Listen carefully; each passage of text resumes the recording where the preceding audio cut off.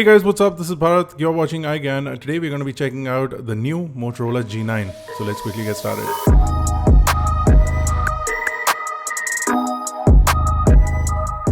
Now, as the name suggests, the Motorola G9 is the 9th iteration in Motorola's popular G series of phones, and this time around they've got some interesting specifications to say the least. Let's quickly unbox the phone and see what all is inside the box, and then we'll take a look at the device itself. So just looking at the packaging, it's very reminiscent of Motorola phones and especially G series of phones. So it's fairly simplistic packaging. You've got all your specs and details on the back, but let's quickly cut through. And the first thing inside the box is the phone itself. I'll place it to the side. We get some documentation as well as a SIM ejector tool inside the box. Also inside the box is a USB to USB Type-C cable and a 20-watt charger that is now included. So versus the turbo power charger, which was an 18-watt charger, this time around you get a 20-watt charger. So a slight improvement over there. Now it's time to take a look at the device itself. The back already has a case pre-applied to the phone. So that means that you do get a case inside the box, and that's a good thing because you may easily end up scratching or smudging up the back panel. I'll remove the plastic cover from the front. Also, a screen protector is pre-applied on the phone as well.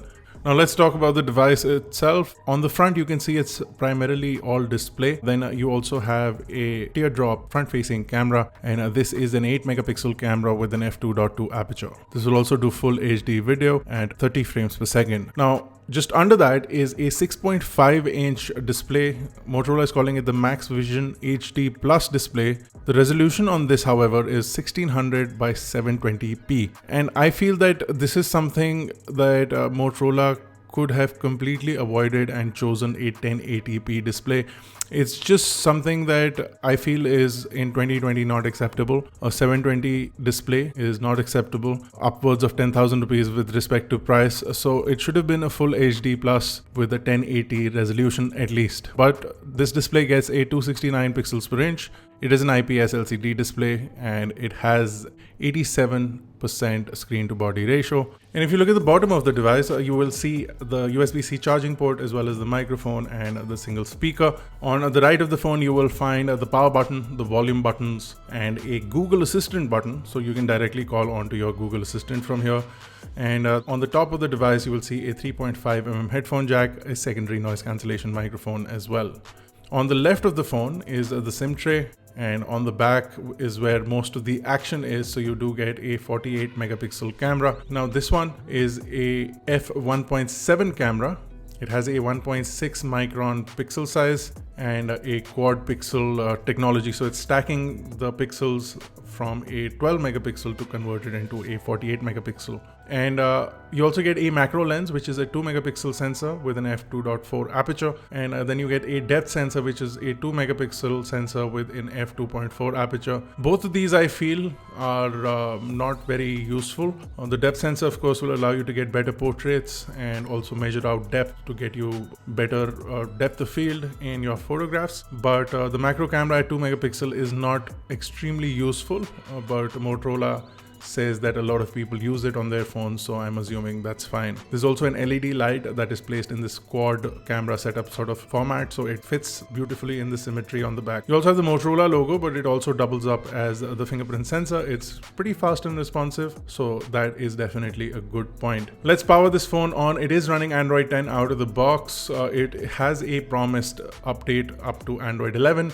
And then 2 years of security updates at least. The phone runs on a Qualcomm Snapdragon 662 processor, one of the first in India, with 2 GHz on octa-cores along with 950 MHz on the Adreno 610 GPU. The phone has only one variant with 4 GB of RAM and 64 GB of storage with up to 512 GB of expansion. The phone weighs in at 200 grams, and that's because it has a massive battery as well. So this has a 5000 mAh battery, and a 20-watt charger, like I mentioned, is included inside the box, and it can charge up to 20 watts with respect to charging speeds as well. Now the phone also has a water repellent design. Even though the body is entirely made out of plastic, It's got a water repellent design, so there are some water repellent actions taken by the company. So there are some rubber seals along with the P2I coating, etc., to prevent your phone from getting damaged. It's not water resistant and you can't dunk it in water, but if you're using it in the rain or if it gets wet, if it gets splashed, that should not be a problem. Now the user interface is very clean, very stock, completely Android based.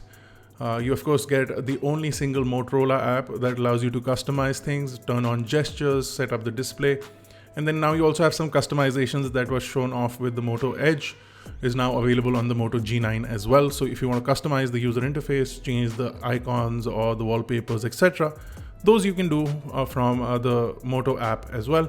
And then you can also set up your gestures. So if you want to do double chop to turn on the flashlight, or twist to turn on the camera, you can set that up from the Moto app as well. Now speaking of the camera UI is again very Motorola. So you have lots of options, including the spot color.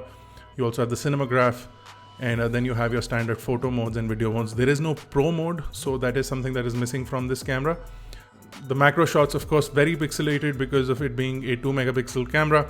So I would avoid using the macro sensor as much as I can.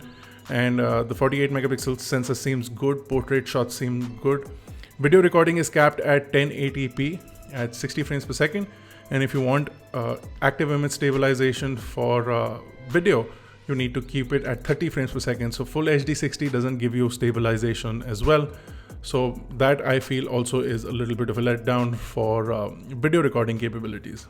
The SIM tray is a hybrid SIM tray, so you can pop in either one SIM card or a micro SD card. The micro SD card can be up to 512 gigabyte.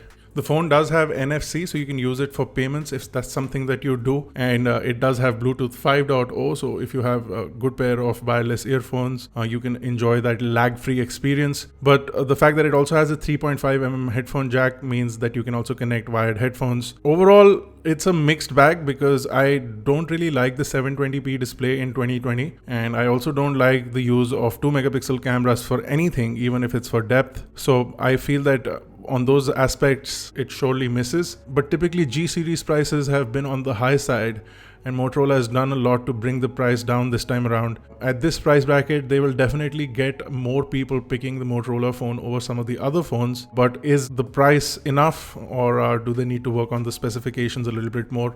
We'll find out. We'll be doing a full review on this phone shortly. So if you guys have any queries related to the Motorola G9, let us know in the comment section below. If you enjoyed this video, don't forget to give it a thumbs up, and make sure to hit the subscribe button if you're not already subscribed to iGyaan. This has been Bharat. I'll see you guys in the next one.